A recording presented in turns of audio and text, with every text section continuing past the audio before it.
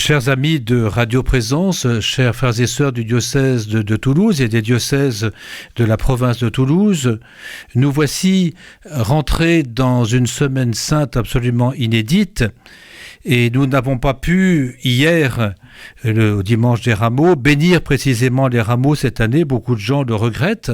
Et d'une part, en effet, cette bénédiction nécessitait la présence des fidèles, comme c'est prévu dans les rubriques. Et d'autre part, la cueillette et le choix de ces brins de buis, d'olivier ou de laurier entraînaient des manipulations qui ne sont pas compatibles avec les précautions indispensables en ces semaines où sévit la pandémie du coronavirus. Ils nous manqueront, ces rameaux à tous, comme signe du printemps qui revient, brindille qui salue le Sauveur, lui qui nous fait renaître à sa vie de Fils de Dieu fait homme. Tout le cycle pascal, c'est-à-dire du mercredi des cendres à la Pentecôte, cette année, se passera, peut-on penser, dans une sorte de jeûne sacramentel pour les fidèles du Christ, ce qui est vécu difficilement par beaucoup, et je le comprends.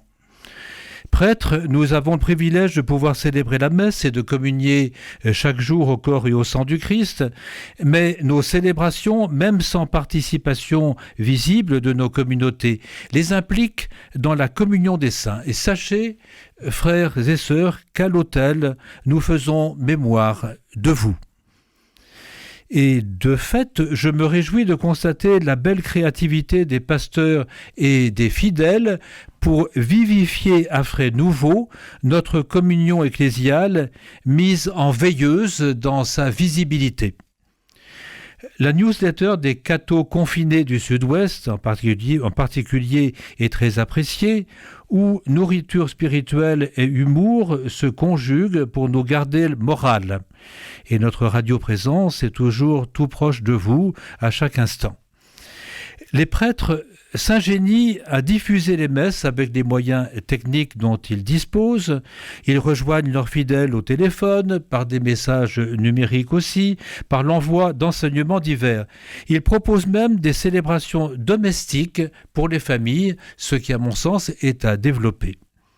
En effet, il ne faut pas abuser des vidéos, mais profiter de ce temps de retraite universelle pour s'imprégner de la parole de Dieu et pour vivre quelque chose de la liturgie des heures. Les livrets ou les applications ne manquent pas pour nous y aider. Nous avons entendu la semaine dernière Jésus dire aux pharisiens « Ma parole ne trouve pas sa place en vous », ce qui était terrible. Et il ajoutait « Celui qui est de Dieu écoute les paroles de Dieu ». Les célébrations de la Semaine Sainte seront vidéo-diffusées depuis la cathédrale de Toulouse, depuis nos cathédrales ou des endroits choisis par les évêques, et chacun pourra s'y unir, d'autant que le texte des chants seront accessibles, au moins pour Toulouse, je pense, sur notre site diocésain. Profitons donc de l'opportunité qui nous est donnée de rentrer dans notre chambre pour retrouver notre Père et son regard d'amour, comme nous y incitait déjà l'évangile du mercredi des cendres. Notre compassion, dans le confinement, se porte vers les personnes qui sont atteintes par le terrible virus qui fait planer l'ombre de la mort sur le monde entier. Vers les personnes décédées, bien sûr, pour qui nous prions, et souvent sans que leur famille ait pu les assister. Nous savons qu'elles connaissent l'angoisse d'une respiration de plus en plus difficile, et nous prions pour ces personnes. Nous redisons notre merci à tous les soignants, à tous les personnels des hôpitaux, des cliniques, des pharmacies ou des EHPAD qui se donnent sans compter au risque de la contamination auprès des malades et des mourants. Notre reconnaissance va de même aux personnes impliquées dans ce qu'on appelle les métiers invisibles, sans lesquels tout serait bloqué. Je pense par exemple aux éboueurs que je croise tous les matins, ma petite promenade permise, les caissières, les commerçants des marchés, les gérants et les organisateurs qui continuent leur travail. Ma pensée se porte particulièrement vers les familles qui doivent tout gérer dans un espace parfois réduit, avec des enfants à faire travailler, et dont certains sont ou peuvent être handicapés. Et les semaines qui viennent seront certainement longues et lourdes pour nous tous, mais surtout pour ces familles-là. Ces jours derniers, je suis allé rencontrer les équipes de Secours catholique à Toulouse qui préparent des colis alimentaires pour les personnes isolées à la rue ou cachées dans des squats parce qu'elles n'ont pas de papier et elles sont totalement démunies. Et je salue l'engagement à risque de ces équipes qui se fait en lien avec d'autres associations et avec la préfecture pour une meilleure coordination de cette solidarité pleine d'humanité. Isolés, en famille ou en communauté, parce que les religieux sont ensemble, c'est un de leurs privilèges, aussi nous avons tous besoin de cette solidarité qui trouve des formes nouvelles. Paradoxalement, la distance nous fait inventer des proximités inédites. L'impossibilité où nous sommes de nous rassembler ou simplement de nous rencontrer nous amène à vivre une communion ecclésiale qui se développe de façon heureuse, me semble-t-il.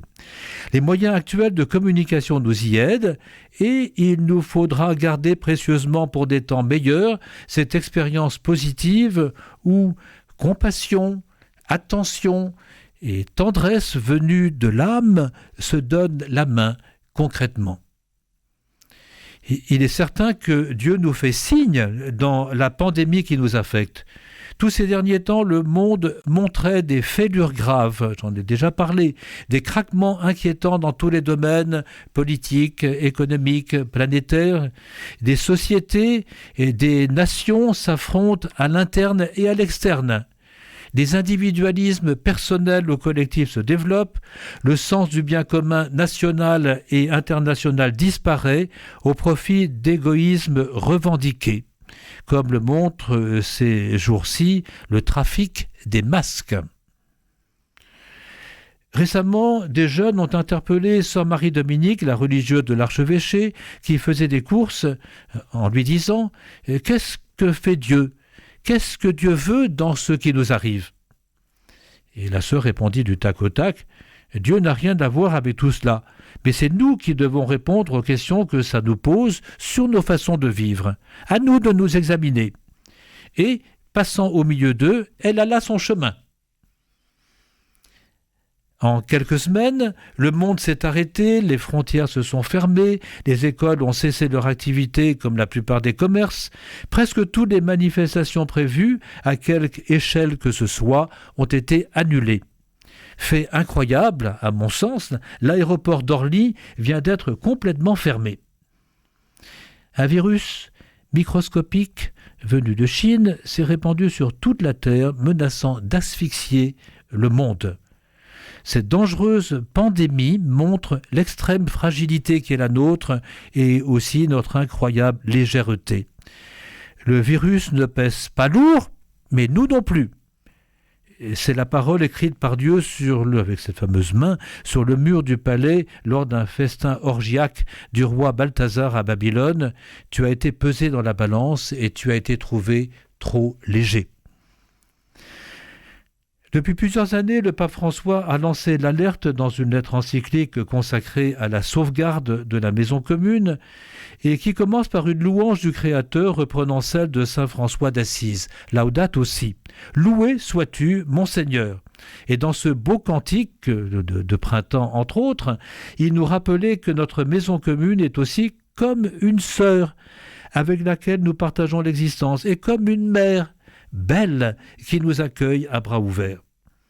De nombreuses voix, souvent hors des cercles catholiques, ont salué la profondeur de ces analyses et la justesse de ces mises en garde. Et je souhaitais, ce lundi saint de la Semaine sainte 2020 à Toulouse, revenir sur ce sujet préoccupant pour nous mettre en face de nos responsabilités de chrétiens dans cette création qui tout entière gémit, comme l'écrit saint Paul aux Romains.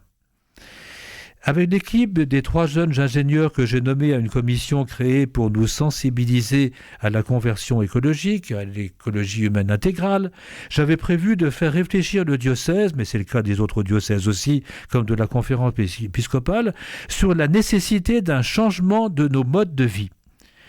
Je préfère le terme de conversion à celui de contrainte. même s'il faut bien convenir qu'avec le coronavirus, nous n'avons plus guère le choix. Déjà, nous voici confinés comme jamais depuis 2 semaines, et cela va durer encore 1 mois ou plus. Nous sommes bien obligés de ramener notre vie à l'essentiel, de réduire nos déplacements au minimum, de renoncer à bien des habitudes de vie. La contrainte est lourde, mais elle a déjà montré ses vertus et ses fruits. Non seulement pour la pandémie, mais nous avons pu redécouvrir des joies simples dans cette sobriété heureuse dont le pape nous a parlé. Et dans ce moins qui nous invite au mieux.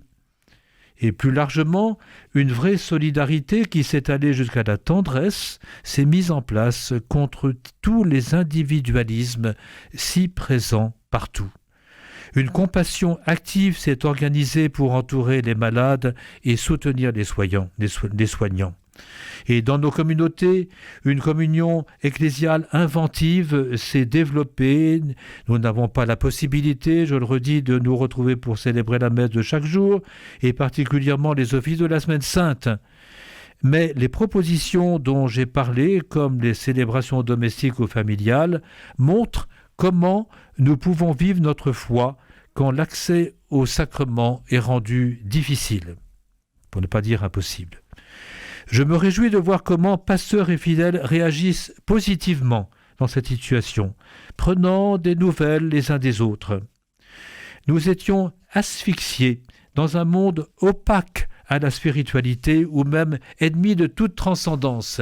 Et voici que nous sommes impérativement invités à retrouver le souffle d'un air pur, à goûter cette eau vive qui jaillit en vie éternelle que Jésus promet à la Samaritaine, et en tout cas à aimer à nos dépens comme lui. Dans un monde arrêté, dans un monde en retrait spirituel un peu forcé, la pollution diminue de façon notable, constatons-nous. Comment sortirons-nous de cette maladie mondiale? Saurons-nous tirer des leçons du fléau qui s'abat sur nous? Quelle conversion allons-nous vivre et poursuivre?